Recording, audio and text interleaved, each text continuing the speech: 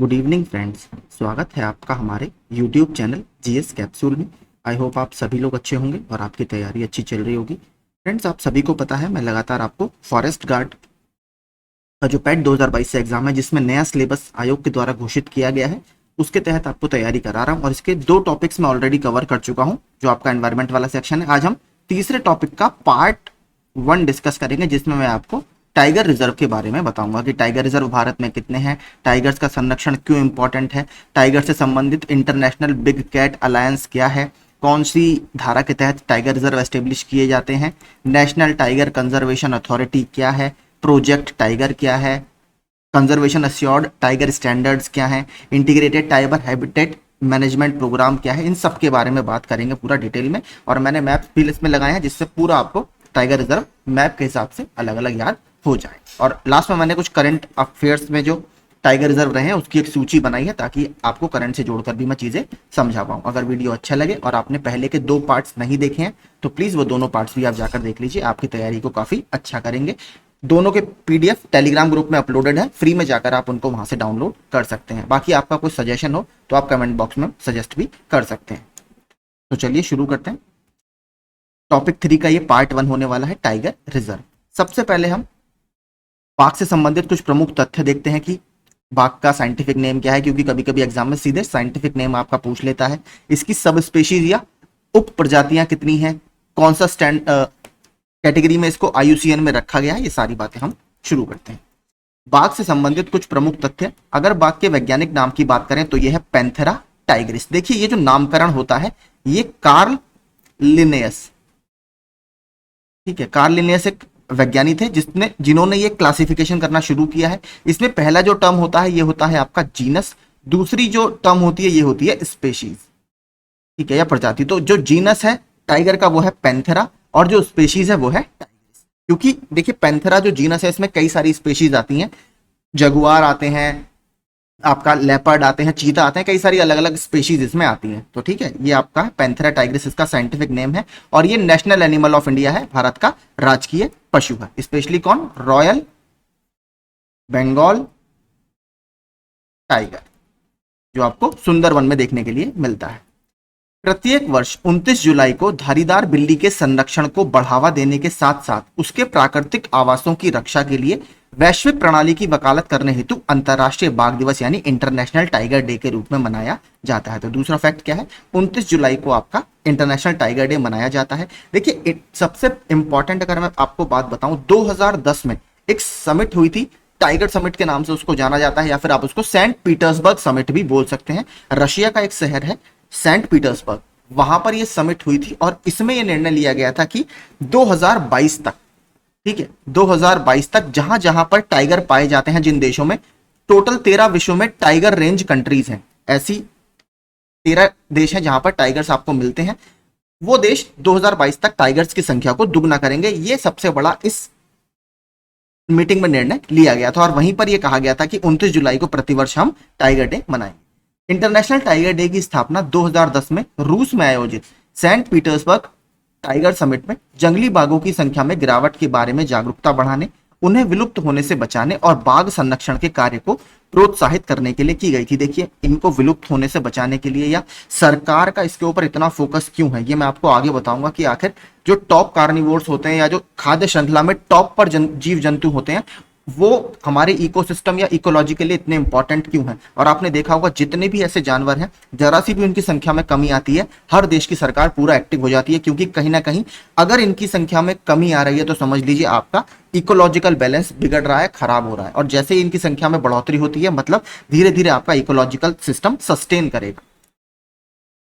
यह साइबेरियाई समशीतोष्ण जंगलों से लेकर भारतीय उपमहाद्वीप और सुमात्रा पर उपोष्ण कटिबंधीय एवं उष्ण कटिबंधीय जंगलों तक पाया जाता है। मतलब एक तरह से आप देखेंगे तो डिफरेंट जो एनवायरमेंट होते हैं या पर्यावरण होते हैं उसमें आपको देखने के लिए मिलेगा। भारत एक सब ट्रॉपिकल कंट्री है, वहां पर मिलता है, थोड़े से ठंडे इलाके में भी मिलेगा और अलग अलग लैंडस्केप्स में आपको ये देखने के लिए मिलेगा। जो 13 टाइगर रेंज कंट्रीज है, यह बिल्ली की सबसे बड़ी प्रजाति है और पैंथेरा जीनस का सदस्य है। जो मैंने आपको बताया था, जीनस इसका पैंथेरा है और स्पेशीज इसकी टाइग्रिस है।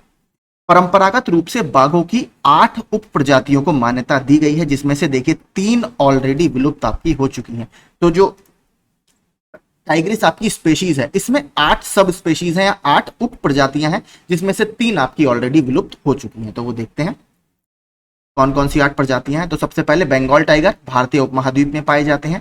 कैस्पियन बाघ जो मध्य और पश्चिमी एशिया के मध्य से तुर्की तक पाया जाता था, ये विलुप्त हो चुका है। अमूर बाघ रूस और चीन के अमूर नदी क्षेत्र और उत्तर कोरिया में मिलता है। जावन बाघ जो जावा और सुमात्रा आइलैंड थे, स्पेशली जावा वाला इंडोनेशिया का, वहां पर पाया जाता था और ये भी देखिए विलुप्त हो गया है। दक्षिणी चीन बाघ ये दक्षिण मध्य चीन में पाया जाता है। बाली बाघ इंडोनेशिया के बाली में मिलता था, ये भी अब विलुप्त हो चुका है। तो यही वो 3 प्रजातियां हैं जो मैंने हाईलाइट की हैं, ये ऑलरेडी विलुप्त हो चुकी हैं। अब आपकी 5 प्रजातियां बचती हैं। सुमात्रन बाघ सुमात्रा इंडोनेशिया में, और भारत चीनी बाघ महाद्वीपीय दक्षिण पूर्वी एशिया में पाया जाता है। तो ये 8 सब स्पेशीज इसकी होती हैं। अब बात करते हैं टाइगर्स को जो मेन खतरा है वो किससे है। सबसे इंपॉर्टेंट है देखिए आवास क्षेत्र का विनाश, ठीक है, हैबिटेट लॉस, ये सबसे बड़ा खतरा माना जाता है। देखिए किसी भी पर्यावरण को अगर हैबिटेट लॉस आपका होता है, ये माना जाता है आर्थर एंड विल्सन का, ठीक है। एक मैं आपको नियम बताता हूं, आर्थर एंड विल्सन का बायो जियोग्राफिक प्रिंसिपल है। वो ये कहता है कि अगर आपका आवास क्षेत्र का 1/10 विनाश हो रहा है, यानी अगर आपका कोई क्षेत्र है उसका 10% विनाश हो रहा है, तो उस क्षेत्र की बायोडाइवर्सिटी में आपका 50% का लॉस होगा या 1/2 का लॉस होगा। आप समझ रहे हैं कितना बड़ा रोल है। अगर मात्र आप 10% किसी जंगल का एरिया खर्च करते हैं तो उसका स्पेशीज के ऊपर इतना बुरा इंपैक्ट पड़ेगा कि हो सकता है आधी स्पेशीज वहां से खत्म हो जाए, क्योंकि मिट्टी में माइक्रो ऑर्गेनिज्म मिलते हैं, पक्षी पेड़ों पर रहते हैं, और भी बहुत सारी पूरी फूड चेन्स लिंक रहती हैं। इसीलिए ये सबसे ज्यादा बड़ा खतरा माना जाता है। फिर दूसरा आवास विखंडन यानी हैबिटेट फ्रेगमेंटेशन, और तीसरा अवैध शिकार, ये भी बहुत ज्यादा चर्चा में था। अब इस पर बहुत ज्यादा लगाम धीरे धीरे लगती जा रही है। तो ये एक थोड़ा सा इंपॉर्टेंट इनके लिए खतरा है। इन्हीं से बचाने के लिए लैंडस्केप अप्रोच अपनाई जाती है, ठीक है। लैंडस्केप अप्रोच, लैंडस्केप अप्रोच क्या होती है संरक्षण की। देखिए लैंडस्केप अप्रोच ये होती है कि केवल प्रजाति का नहीं, जिस पूरे लैंडस्केप में या जिस परिदृश्य में वो रहता है उसका संरक्षण करना, जिसमें जंगल आते हैं, वहां पर वाटर बॉडीज आती हैं, अन्य जीव जंतु जो इस जंतु से रिलेटेड रहते हैं उनको भी प्रोटेक्ट करना। तो ये एक पूरी तरीके से लैंडस्केप अप्रोच होती है। अब बात करते हैं कि IUCN में टाइगर का जो स्टेटस है वो क्या है। अगर बात करें भारतीय वन्यजीव संरक्षण अधिनियम 1972, जो वाइल्ड लाइफ प्रोटेक्शन एक्ट 1972 आया था, उसमें इसको शेड्यूल 1 में रखा गया है, यानी इसको हाईएस्ट प्रोटेक्शन दिया गया है, ठीक है। शेड्यूल 1 में हाईएस्ट प्रोटेक्शन है, जितने भी आपको इसमें मिलेंगे उनको हाईएस्ट प्रोटेक्शन मिलेगा। अंतरराष्ट्रीय प्रकृति संरक्षण संघ यानी international union for conservation of nature की रेड डेटा बुक में इसको एंडेंजर्ड की श्रेणी में रखा गया है। इसको भी रट लीजिए, ये बहुत इंपॉर्टेंट है। भारत की जो नेशनल एक्वेटिक एनिमल है गंगेटिक रिवर डॉल्फिन, ठीक है, गंगेटिक रिवर डॉल्फिन, वो भी आपकी इसी कैटेगरी में आती है। वन्य जीवों पर और वनस्पतियों की लुप्तप्राय प्रजातियों के अंतरराष्ट्रीय व्यापार पर कन्वेंशन, जिसे हम साइट्स बोलते हैं, उसके भी परिशिष्ट 1 में या एनेक्स 1 में इसको रखा गया है, यानी इसको भी हाईएस्ट प्रोटेक्शन इस वाली लिस्ट में भी मिला है। तो आप देख लीजिए टाइगर मैंने कहा टॉप कार्निवोर है, इसलिए इसको सबसे ज्यादा संरक्षण अलग अलग कन्वेंशन में दिया गया है। आगे चलते हैं। अब बात करते हैं भारत में टाइगर रिजर्व। तो देखिए भारत में जो टाइगर रिजर्व है वो क्षेत्र हैं जिन्हें बाघ और उसके शिकार से संरक्षण के लिए अधिसूचित किया जाता है, और इनको प्रोजेक्ट टाइगर द्वारा नियंत्रित किया जाता है। प्रोजेक्ट टाइगर सन 1973 में शुरू हुई एक सेंट्रली स्पॉन्सर्ड स्कीम है, यानी एक केंद्र प्रायोजित योजना है, राज्यों के साथ सहयोग से ये चलाई जाती है। और भारत में जितने भी टाइगर रिजर्व हैं वो प्रोजेक्ट टाइगर के तहत ही पहले नोटिफाई किए जाते हैं, बाद में जो NTCA है, नेशनल टाइगर कंजर्वेशन अथॉरिटी यानी राष्ट्रीय बाघ संरक्षण प्राधिकरण, वो इसको पूरा मैनेज करता है या उसके द्वारा ये विनियमित किए जाते हैं। बात करें अगर टोटल वर्तमान में भारत में कितने टाइगर रिजर्व हैं, तो जब 1973 में ये प्रोजेक्ट शुरू हुआ था उस समय मात्र भारत में 9 बाघ अभ्यारण्य थे, और वर्तमान में इनका प्रोटेक्शन बढ़कर 54 हो गया है, यानी टोटल अब भारत में 54 टाइगर रिजर्व है। सबसे ज्यादा जो टाइगर रिजर्व आपको मिलेंगे वो मिलेंगे मध्य प्रदेश में। मध्य प्रदेश को भारत का टाइगर स्टेट भी बोला जाता है, ठीक है। पूरी मैं सूची दिखाऊंगा नीचे लास्ट में, तब हम पूरा ढंग से देखेंगे। इसके अलावा बात करें अगर प्रोजेक्ट टाइगर में सबसे पहले शामिल किया जाने वाला टाइगर रिजर्व कौन सा है, तो वो है भारत का जिम कॉर्बेट। जिम कॉर्बेट ही भारत का सबसे पुराना नेशनल पार्क है। 1936 में इसकी स्थापना की गई थी हेली नेशनल पार्क के नाम से, बाद में इसका नाम बदलकर जिम कॉर्बेट कर दिया गया है, जो एक मशहूर शिकारी थे। राज्य सरकार राष्ट्रीय बाघ संरक्षण प्राधिकरण की अनुशंसा पर एक क्षेत्र को बाघ आरक्षित क्षेत्र के रूप में घोषित कर सकती है। तो स्टेट गवर्नमेंट जब एनटीसीए का अप्रूवल मिल जाता है तो आप एक एरिया को बाघ या टाइगर रिजर्व घोषित कर सकते हैं। कुल अभी वर्तमान में 54 है। अगर बात करें सबसे बड़ा टाइगर रिजर्व भारत में कौन सा है, तो कोर एरिया के हिसाब से वो है नागार्जुन सागर श्रीशैलम टाइगर रिजर्व आंध्र प्रदेश में। पहले ये आंध्र प्रदेश और तेलंगाना में अब विभाजित हो चुका है, क्योंकि पहले आंध्र प्रदेश एक ही था, अब 2014 में तेलंगाना को आंध्र प्रदेश से अलग कर दिया गया है। सबसे छोटे की बात करें तो महाराष्ट्र में जो आपका बोर टाइगर रिजर्व है, ये भारत का सबसे छोटा टाइगर रिजर्व है। बात करें अगर हम उत्तर प्रदेश की, तो उत्तर प्रदेश में वर्तमान में 4 टाइगर रिजर्व हैं। सबसे पहला दुधवा टाइगर रिजर्व 1987-88 में, ये उत्तर प्रदेश का सबसे पहला टाइगर रिजर्व है। दूसरा अमनगढ़ टाइगर रिजर्व, जो कि बिजनौर एरिया में पड़ता है, बिजनौर डिस्ट्रिक्ट में, जो जिम कॉर्बेट एरिया का बफर जोन है। देखिए इस तरीके से टाइगर रिजर्व की कंस्ट्रक्शन की जाती है। सबसे अंदर होता है आपका कोर एरिया, जहां पर ह्यूमन एक्टिविटीज बिल्कुल बैन होती हैं। फिर दूसरा एरिया आता है आपका बफर एरिया, और तीसरा एरिया होता है आपका ट्रांजिशन जोन। ठीक है, इसमें काफी ज्यादा रिलैक्सेशन रहता है, लेकिन कोर और बफर एरिया में एक्टिविटीज काफी रेस्ट्रिक्टेड रहती हैं। तो जिम कॉर्बेट के कोर एरिया के बाहर वाला जो एरिया है, बफर एरिया, वो है आपका अमनगढ़ टाइगर रिजर्व। इसके बाद बात करें तो पीलीभीत टाइगर रिजर्व है, 2014-15 में इसको नोटिफाई किया गया था। और जो लेटेस्ट एडिशन है भारत का, जो 54वां टाइगर रिजर्व है, वो यही है आपका रानीपुर टाइगर रिजर्व, 2022 में इसको नोटिफाई किया गया था। चित्रकूट बांडा वाली जो बेल्ट है हमारी, मध्य प्रदेश के साथ जो बॉर्डर है, वहां पर ये स्थित है। तो ये 4 टाइगर रिजर्व है उत्तर प्रदेश के। अगर पूछे सबसे पहला कौन सा था, तो दुधवा टाइगर रिजर्व सबसे पहला टाइगर रिजर्व है उत्तर प्रदेश का। 1987-88 में इसको बनाया गया था। आगे चलते हैं। अब बात करें अगर उत्तर प्रदेश के टोटल टाइगर रिजर्व की, तो यहां पर आप देख सकते हैं टोटल 54 टाइगर रिजर्व का मैप मैंने पूरा इसमें लगा दिया है, जहां से आप इससे आराम से तैयारी स्टेट वाइज कर सकते हैं। उत्तर प्रदेश की देखिए बात करें तो यहां पर आप देखेंगे पीलीभीत, दुधवा, रानीपुर और जिम कॉर्बेट का जो बफर एरिया है वो यहां पर आपको दिखाई देगा। कहां पर? बिजनौर में, उत्तर प्रदेश का जो बिजनौर डिस्ट्रिक्ट है। ठीक है, तो ये 4 उत्तर प्रदेश के हैं, बाकी सारे आप यहां पर देख सकते हैं। सबसे बड़ा जो हमने देखा था ये रहा नागार्जुन सागर श्रीशैलम टाइगर रिजर्व। इसके अलावा महाराष्ट्र में जो सबसे छोटा है वो ये है बोर टाइगर रिजर्व।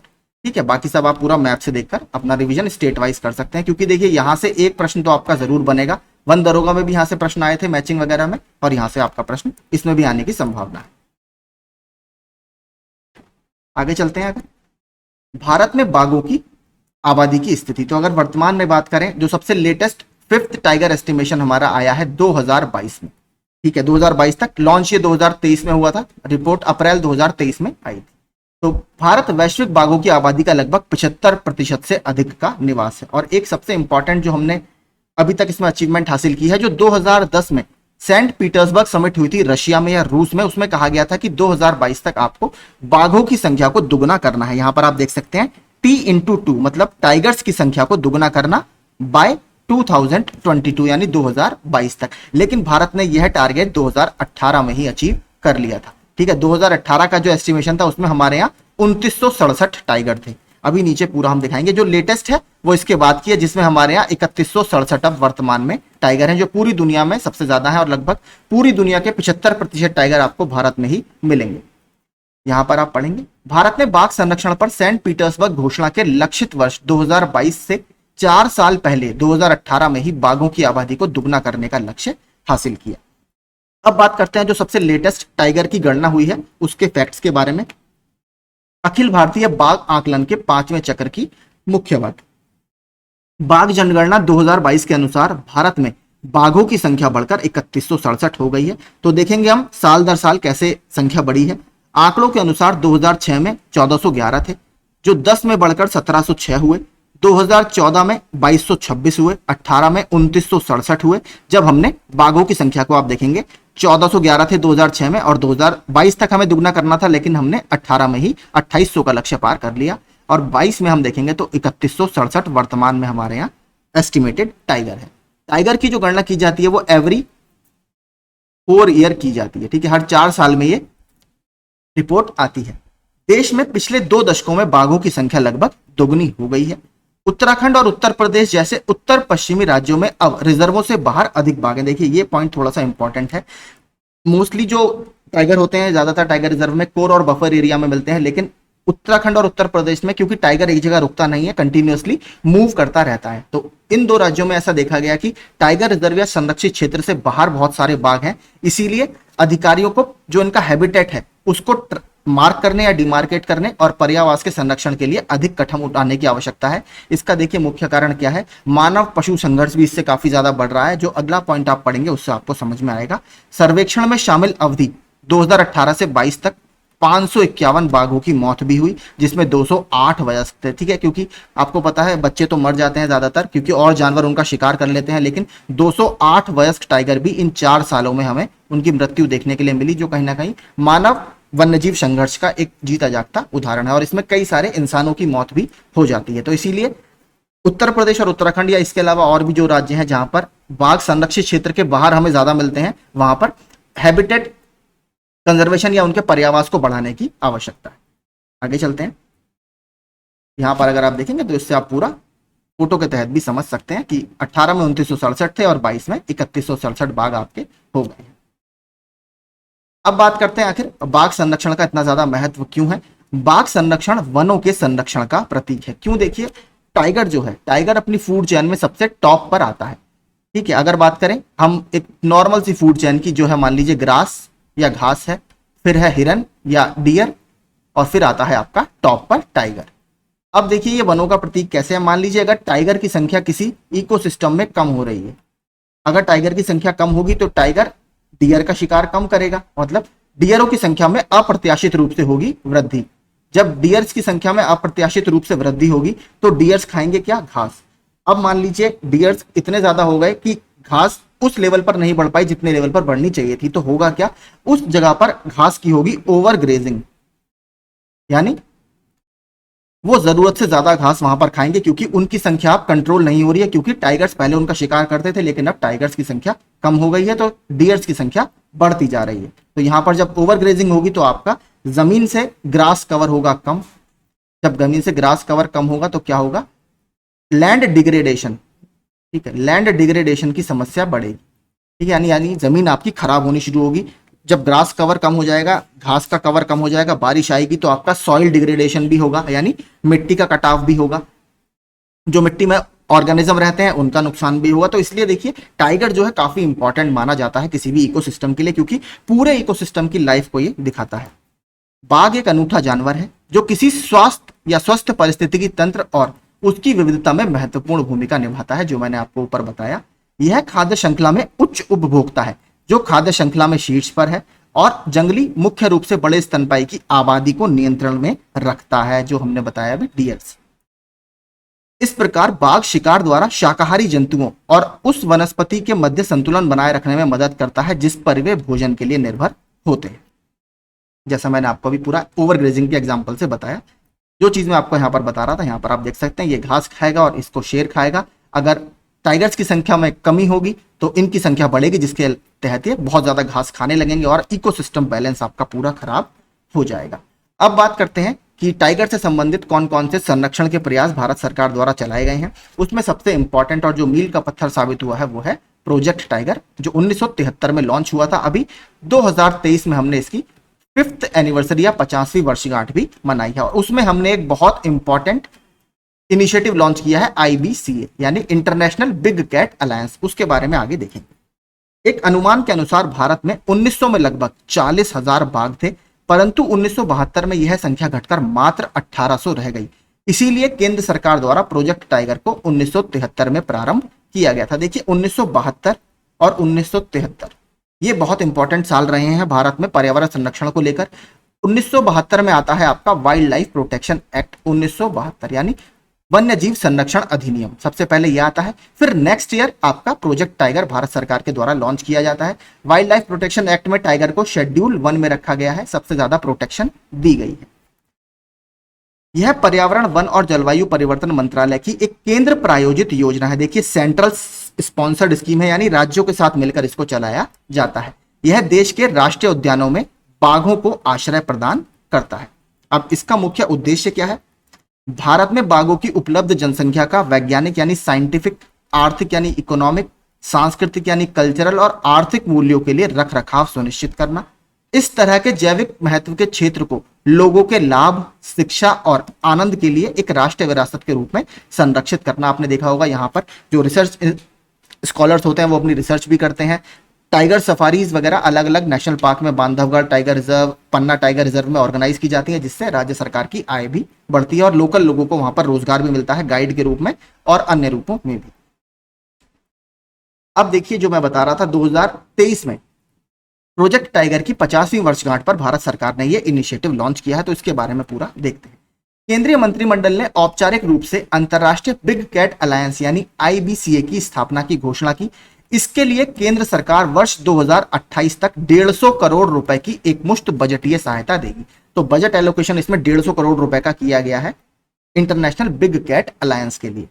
यह भारत के प्रधानमंत्री द्वारा अप्रैल 2023 में मैसूर में प्रोजेक्ट टाइगर की 50वीं वर्षगांठ के उपलक्ष्य में शुरू की गई एक पहल है। इसका मुख्य उद्देश्य क्या है, इसको जरूर याद रखिएगा।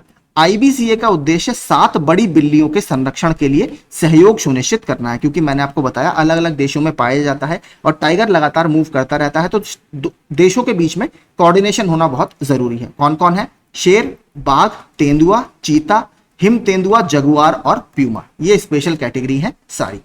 जगुआर और प्यूमा के अलावा इनमें से 5 बिल्लियां भारत में पाई जाती हैं। तो देखिए जगुआर हमारे यहाँ नहीं मिलता और प्यूमा हमारे यहाँ नहीं मिलता। बाकी स्नो लेपर्ड की संख्या लगातार भारत में अब बढ़ती जा रही है। आपने देखा होगा अरुणाचल प्रदेश, लद्दाख, जम्मू कश्मीर, हिमाचल प्रदेश और उत्तराखंड जैसे हिमालयन स्टेट्स में हमें काफी देखने के लिए अब अलग अलग राज्यों में मिलता है।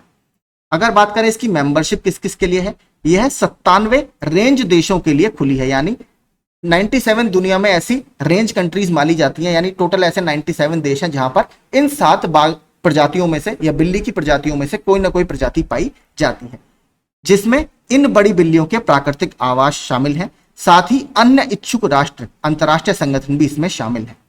इसका उद्देश्य क्या है? इसका उद्देश्य संरक्षण एजेंडा यानी कंजर्वेशन का जो एजेंडा है भारत सरकार का और अन्य देशों का, उसको आगे बढ़ाने में पारस्परिक लाभ यानी म्यूचुअल बेनिफिट्स और देशों के बीच आपसी सहयोग करना है। इसमें कई क्षेत्रों में व्यापक आधार और संपर्क स्थापित करने के लिए बहुआयामी दृष्टिकोण होगा, यानी मल्टी प्रोन्ज्ड अप्रोच इसमें अपनाई जाएगी, जिसमें ज्ञान साझा करना, यानी आपके देश में कौन सी बेस्ट प्रैक्टिसेस है जिसके कारण यहाँ पर बाघों की संख्या बढ़ रही है। जैसे भारत ने बहुत अच्छा काम किया है टाइगर के क्षेत्र में, तो भारत और देशों को ये जानकारी दे सकता है कि हम किस तरीके से अप्रोच करते हैं टाइगर रिजर्व को मेंटेन करने में। क्षमता निर्माण यानी कैपेसिटी बिल्डिंग, नेटवर्किंग, वकालत, वित्त और संसाधन सहायता, अनुसंधान यानी रिसर्च और तकनीकी सहायता यानी टेक्निकल असिस्टेंस, शिक्षा और जागरूकता में मदद मिलेगी। तो ये स्पेशल इसके मल्टी सेक्टर बेनिफिट्स हैं, तो ये जरूर आप याद रखिएगा। International big cat alliance important है। 7 इसमें टोटल बिल्लियों की प्रजातियां हैं। 2023 में लॉन्च किया गया है। 150 करोड़ रुपए की बजट सहायता इसमें दी गई।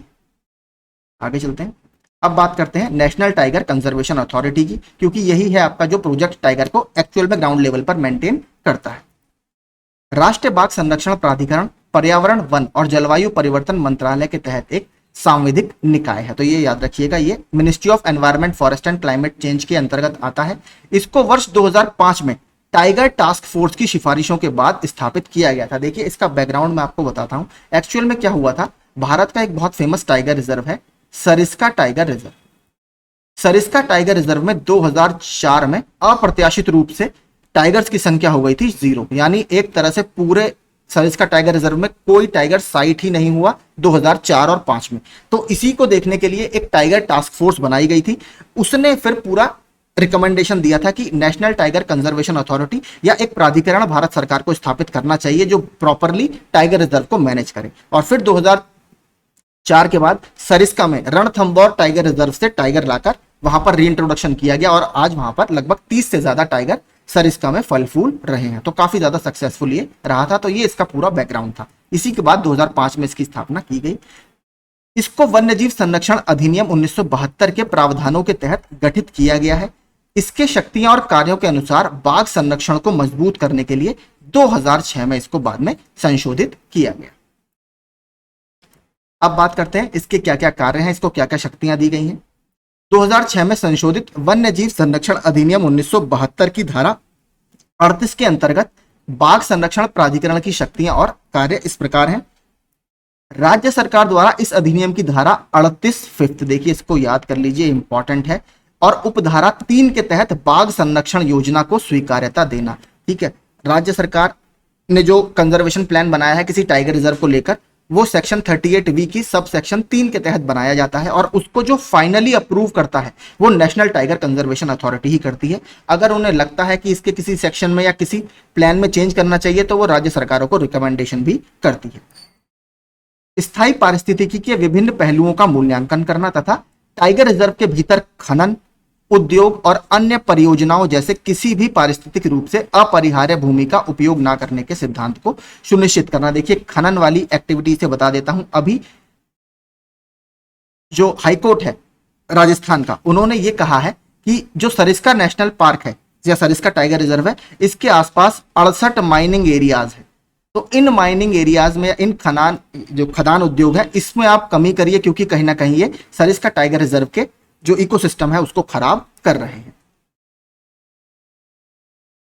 बाघ अभ्यारण्य के बफर और कोर क्षेत्र में बाघ संरक्षण के लिए समय समय पर बाघों के लिए परियोजना लाना, पर्यटन गतिविधियों के दिशा निर्देशों और मानकों को पूर्ण करना और उनका उचित अनुपालन सुनिश्चित करना। इसके अलावा बाघ संरक्षण योजना के बेहतर कार्यान्वयन के लिए वैज्ञानिक, सूचना प्रौद्योगिकी यानी IT, कानूनी समर्थन सहित अन्य महत्वपूर्ण सहायता सुनिश्चित करना, यह भी NTCA का मुख्य कार्य है। बाघ अभ्यारण्यों के अधिकारियों और कर्मचारियों के कौशल विकास के लिए चल रहे क्षमता निर्माण कार्यक्रम की सुविधा प्रदान करना, यानी उनकी capacity building, regular training program उनके कराना। बाघों के संरक्षण और उनके आवास के संबंध में इस अधिनियम के उद्देश्यों को पूरा करने के लिए आवश्यक अन्य कार्य करना, या इसके अलावा जो भी नेसेसरी वर्क हो वो भी इसके द्वारा किए जाते हैं। तो ये NTCA यानी नेशनल टाइगर कंजर्वेशन अथॉरिटी के मुख्य कार्य हैं। इसके अलावा देखते हैं कुछ और जो इनिशिएटिव चर्चा में है बाघ संरक्षण से संबंधित। कंजर्वेशन एश्योर्ड टाइगर स्टैंडर्ड, इसको CATS बोला जाता है। CATS विभिन्न मानदंडों का एक सेट है जो बाघ से जुड़े स्थलों को जांचने का मौका देता है कि क्या उनके प्रबंधन से बाघों का सफल संरक्षण संभव होगा। तो देखिए ये एक सेट ऑफ प्रिंसिपल है जो ये बताता है कि आपके यहाँ जो टाइगर रिजर्व है उसको जिस तरीके से आप मैनेज कर रहे हैं, क्या वो सही दिशा में जा रहा है, क्या उससे आपका जो बाघों का संरक्षण है वो हो रहा है ग्राउंड लेवल पर या नहीं हो रहा। इसके तहत भारत के कुछ टाइगर रिजर्वों को शामिल किया गया है, जो मैं आपको दिखा देता हूं, पूरी सूची मैंने डाली। यहां पर देखेंगे आप CATS एक्रेडिटेशन में असम के मानस टाइगर रिजर्व है, ओरांग टाइगर रिजर्व है और काजीरंगा टाइगर रिजर्व है। मध्य प्रदेश का सतपुड़ा टाइगर रिजर्व है, कान्हा है और पन्ना है। तमिलनाडु का मुदुमलाई टाइगर रिजर्व और अनामलाई टाइगर रिजर्व है। महाराष्ट्र का पेंच टाइगर रिजर्व है। बिहार का वाल्मीकि टाइगर रिजर्व है। उत्तर प्रदेश का दुधवा है। वेस्ट बंगाल का सुंदरबन है। केरल का पराम्बिकुलम टाइगर रिजर्व है और कर्नाटक का बांदीपुर टाइगर रिजर्व है। तो ये सारे टाइगर रिजर्व आपके CATS के एक्रेडिटेशन के अंतर्गत आते हैं। ठीक है, तो यहाँ पर मैनेज किया जाता है कि पूरा आपका बाघ संरक्षण किस तरीके से चल रहा है। इसके अलावा एक अन्य बॉडी और है, ग्लोबल टाइगर फोरम। इसका गठन वर्ष 1993 में नई दिल्ली में आयोजित बाघ संरक्षण पर एक अंतर्राष्ट्रीय संगोष्ठी की सिफारिशों पर किया गया था। 1993 में ये बनाई गई है। इसका मुख्यालय नई दिल्ली, भारत में स्थित है। ग्लोबल टाइगर फोरम एकमात्र अंतर सरकारी अंतर्राष्ट्रीय निकाय है जो बाघों के संरक्षण के लिए तैयार देशों के सहयोग से स्थापित किया गया। तो एक इंटर गवर्नमेंटल बॉडी है, यानी अलग अलग देशों की गवर्नमेंट इसमें शामिल है। अगला देखते हैं, एकीकृत बाघ आवास संरक्षण कार्यक्रम। तो इसको देखिए 2014 में शुरू किया गया था। इसका इंग्लिश में नाम है integrated tiger habitat conservation program. और ये क्या है? यह एक रणनीतिक वित्त पोषण तंत्र है, यानी स्ट्रेटेजिक फंडिंग मैकेनिज्म है, जिसका उद्देश्य एशिया में बाघों को जंगलों में संरक्षित करना और उनके प्राकृतिक आवासों को बचाना है। इसमें टोटल देखिए 6 देश आपके शामिल हैं। यह 6 देशों बांग्लादेश, भूटान, भारत, इंडोनेशिया, नेपाल और म्यांमार में 12 परियोजनाओं को सहायता प्रदान कर रहा है, क्योंकि ये फंडिंग मैकेनिज्म है जिससे बाघ संरक्षण परिदृश्य का बेहतर प्रबंधन किया जा सके। मैंने कहा था आपसे लैंडस्केप अप्रोच इसमें अपनाई जाती है। यह ग्लोबल टाइगर रिकवरी प्रोग्राम में योगदान दे रहा है, जो कि वर्ष 2022 तक बाघों की संख्या दुगनी करने का एक वैश्विक प्रयास है। आगे चलते हैं। इसके अलावा कुछ और अंतर्राष्ट्रीय सहयोग जो चल रहे हैं, भारत के पास चीन के साथ बाघ संरक्षण पर एक प्रोटोकॉल के साथ वन्यजीव संरक्षण हेतु सीमा पार अवैध व्यापार को नियंत्रित करने पर नेपाल के साथ एक समझौता ज्ञापन है। बांग्लादेश, भूटान, म्यांमार के साथ द्विपक्षीय प्रोटोकॉल हस्ताक्षरित किया गया है, क्योंकि ये सब भारत के पड़ोसी देश है और इनके साथ टाइगर रिजर्व के क्षेत्र में भारत ने अलग अलग प्रोटोकॉल साइन किए हैं। बाघ संरक्षण से संबंधित अंतर्राष्ट्रीय मुद्दे को संबोधित करने के लिए टाइगर रेंज देशों का एक वैश्विक टाइगर फोरम बनाया गया है। इसके अलावा जो ग्लोबल टाइगर फोरम है वो भी बनाया गया है, जो मैंने आपको ऊपर बताया 1993 में, और इसका जो हेडक्वार्टर है वो नई दिल्ली में स्थित है। इसके अलावा कुछ करंट अपडेट्स देख लेते हैं। 4 से 5 टाइगर रिजर्व अभी लगातार चर्चा में रहे हैं। एक तो भद्रा टाइगर रिजर्व है जो कर्नाटका में स्थित है। यहाँ पर इसका जो इको सेंसिटिव जोन है वहां पर टूरिस्ट गतिविधियां बहुत ज्यादा बढ़ गई हैं, जिसको सरकार ने कहा है कि आप इस पर थोड़ा सा देखिए, अदरवाइज इकोलॉजिकल बैलेंस यहाँ का बिगड़ रहा है। अन्नामलाई टाइगर रिजर्व ये आपका केरला में स्थित है। सरिस्का टाइगर रिजर्व मैंने आपको ऊपर बता दिया, माइनिंग गतिविधियों के कारण अभी चर्चा में था, राजस्थान में स्थित है। Jim Corbett national park tiger reserve ये आपका उत्तराखंड में स्थित एक टाइगर रिजर्व है, ये भी अभी लगातार खबरों में बना हुआ। तो यही देखिए सारे हमारे टाइगर रिजर्व से संबंधित जितने फैक्ट्स थे, जितनी बॉडीज हैं और जो भी टाइगर रिजर्व अलग अलग भारत के क्षेत्रों में स्थापित किए गए हैं, मैंने आपको बताने की कोशिश की। आई होप आपको सेशन ये अच्छा लगा होगा और एग्जाम पॉइंट ऑफ व्यू से यूजफुल लगा होगा। इसका पीडीएफ आपको मेरे टेलीग्राम ग्रुप में मिल जाएगा, जहां से आप अपने रिवीजन को बेहतर कर सकते हैं। वीडियो अगर अच्छा लगा हो तो प्लीज चैनल को सब्सक्राइब कर दीजिएगा। अगला वीडियो में एलिफेंट रिजर्व का लेकर आऊंगा, तो आपका टॉपिक 3 भी कंप्लीट हो जाएगा। Thank you so much.